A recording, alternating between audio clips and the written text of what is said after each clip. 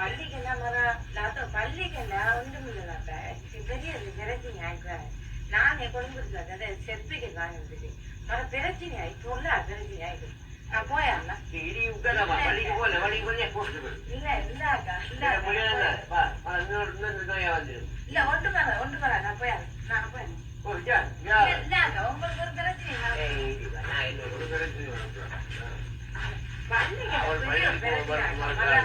பள்ளிக்கு அது இது நிற்பாங்க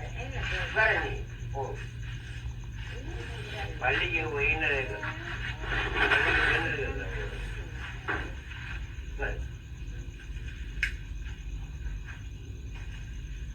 எத்தனை மணிக்கு எத்தனை மணிக்கு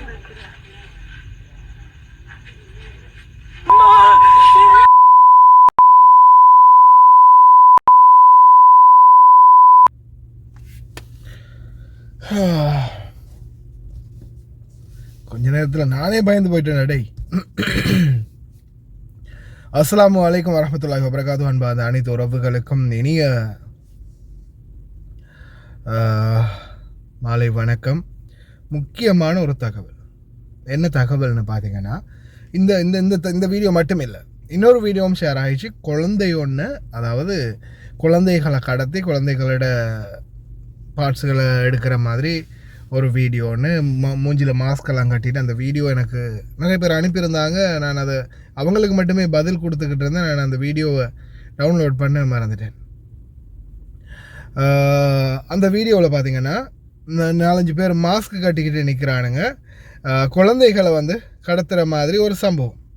குழந்தைகளை கடத்திட்டு போகிற மாதிரி, குழந்தைகளை கடத்திட்டு கொண்டு போய் விற்கிற மாதிரி, நிறைய குழந்தைகள் அந்த இடத்துல புத்தி இது இல்லாமல் என்ன சொல்கிறது, அதுக்கு மயங்கி போய் இருக்கிற மாதிரியும் நிதானமற்ற இருக்கிற மாதிரியும். கடைசியாக ஒரு வீடியோ வருது, அதில் ஒரு குழந்தையுடைய உடம்புல பாதி வந்து ஃபுல்லாகவே எடுபட்ட மாதிரி, எலும்பு கூடுகள் மட்டும் இருக்கிற மாதிரி ஒரு வீடியோ. அப்போ உடனே அந்த வீடியோ வந்து பழைய வீடியோ அப்படின்றத நான் அவங்களுக்கு சொல்லிட்டேன் நிறைய பேருக்கு. ஏன்னா அது பழைய வீடியோ, இந்தியாவில் மகாராஷ்டிராவிலையோ ஒடிசாவிலையோ நடந்த ஒரு சம்பவம். அது 2018-19 இல்லை உள்ள காலங்கள்னு நினைக்கிறேன். இப்போது அந்த வீடியோ வந்து வைரல் ஆகிட்டு இருக்குது, நிறைய குரூப்புகளில் ஷேர் ஆகிட்டு இருக்குது. எது எப்படியும் உங்கள் குழந்தைகளை பாதுகாத்துக்கோங்க. குழந்தை கடத்தல் இன்னமும் இருக்கத்தான் செய்யுது, ஆர்கன் மாஃபியா வந்து இன்னமும் இருக்கத்தான் செய்யுது. அதனால் குழந்தைகள் எப்படியும் பத்திரமா பார்த்துக்கோங்க. ஆனால் அந்த கும்பலுடைய வீடியோ வந்து அது பழசு, அதை ஞாபகம் வச்சுக்கோங்க. அடுத்தது இப்போ நான் ப்ளே ஆகின வீடியோ நீங்கள் பார்த்துருப்பீங்க. இது வந்து பார்த்திங்கன்னா சம்மாந்துறையில் நடந்த சம்பவம் அப்படின்னு சொல்கிறாங்க. இதில் வந்து வீடியோ எடுத்த பயந்துடுச்சு அப்படின்றது தான் இதில் முக்கியமான கருத்தாக நம்ம பார்க்கணும். ஏன்னா அந்த பெண் வந்து நல்லபடியாக தான் பேசி கதைச்சிக்கிட்டு இருந்துருக்காங்க. அதில் முக்கியமான அந்த பதிவில் வந்து சிலர் வந்து அதில் கருத்தை தெரிவிச்சிருந்தாங்க. அதில் ஒன்று தான், இது ஒரு மனநிலை பாதிக்கப்பட்ட பெண் வழி தவறி வந்தபோது அவளை பேய் என்று சொல்லி இந்த குடும்பத்தினர் பயப்பட்டு விட்டார்கள். இந்த பெண் சம்மாந்துறை மஜீத் புரத்தை சேர்ந்தவர், தாயை இழந்தது காரணமாக மனநிலை பாதிக்கப்பட்ட பெண் அப்படின்ற மாதிரி எனக்கு ஒரு தகவல் ஒன்று வந்துருந்துச்சு. இதில் எந்த அளவுக்கு உண்மை போய் எனக்கு தெரியலை. ஆனால் பேய் புழங்குது அப்படின்னா அதையும் ஒரு கதையை வந்து எடுத்துக்கிட்டு இருக்கானுங்க. பேய் வந்து இந்த மாதிரி வந்து காக்கா இல்லை காக்கா நான் போகிறேன் காக்கா அப்படின்னு சொல்லி பேசிக்கிட்டெல்லாம் நிற்காது. போய் போய் போய் திருப்பியெல்லாம் வராது. ஏதோ ஒரு பெண் ஒன்று, அவங்க ஏதாவது ஒரு மனநிலை உண்மைக்குமே பாதிக்கப்பட்டவங்களாக இருக்கலாம், இல்லை ஏதாவது ஒரு பிரச்சனையில் வந்திருக்கலாம், என்ன ஏதுன்னு தெரியாது. சரியான முறையில் அதை விசாரித்து அவங்கள சரியாக விசாரித்து கூப்பிட்டு என்ன ஏதுன்னு கேட்டுக்கலாம். இது ஏதோ வேணுமென்ற மாதிரி பண்ணாங்களா, இல்லை அந்த வீடியோ எடுத்த பயந்துடுச்சான்னு தெரியலை. அந்த பயத்தினுடைய தாக்கம் தான் அது. உடனே பேயின்னு கத்திக்கிட்டு அப்படியோ வீட்டுக்குள்ளே ஓடிட்டான். அவங்க கத்தினகத்தில் இருந்த பக்கத்தில் இருந்த எல்லாரும் பயந்து போய் கத்திருப்பாங்கன்னு நினைக்கிறேன்.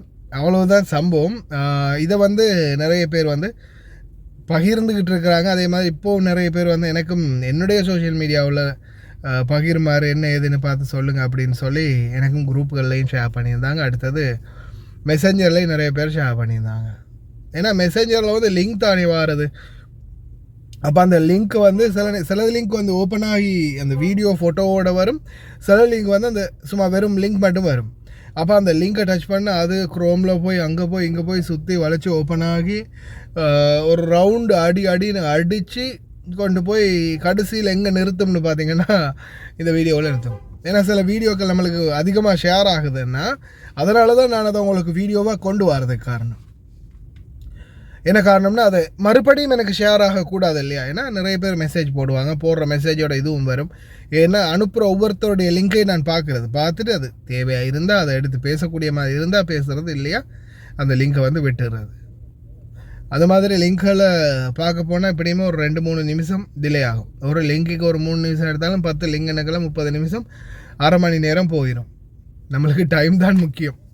அதனால் தயவு செய்து அந்த மாதிரி விடயங்களில் பயப்படாதீங்க. அதே மாதிரி பகிராதீங்க, இதுக்கு பிறகு பகிராதீங்க.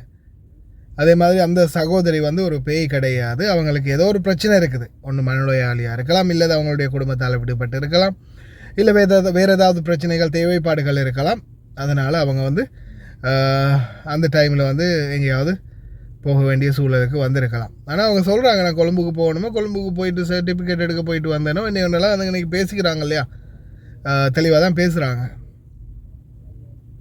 அதை தெளிவில்லாமல் ஆக்கினது இந்த வீடியோ எடுத்த லூசு பயப்புள்ள. அவன் கத்தின கத்தில் நானும் சேர்ந்து பயந்து போயிட்டேன்.